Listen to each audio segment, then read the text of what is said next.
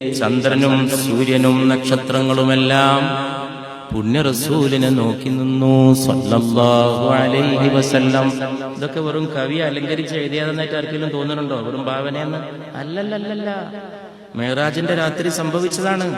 ചാന്ദ് താരേ ക്യാ ദേഖ്തേ രഹ് ഗയേ, ചന്ദ്രനും നക്ഷത്രങ്ങളും അവിടുത്തെ നോക്കി നിന്നുപോയി സല്ലല്ലാഹു അലൈഹി വസല്ലം.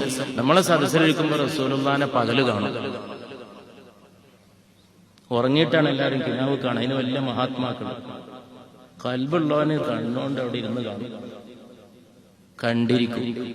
പക്ഷേ ആളതിന് യോഗ്യനായിരിക്കണം. ചാന്ദ് താരേ ക്യാ ദേഖ്തേ രഹ് ഗയേ, ചന്ദ്രനും നക്ഷത്രങ്ങളും നോക്കി തന്നെ നിന്നു.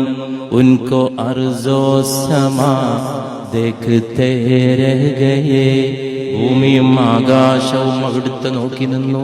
അല്ലാഹ്, മെഹറാജിന്റെ രാത്രി അത്ഭുതല്ലേ?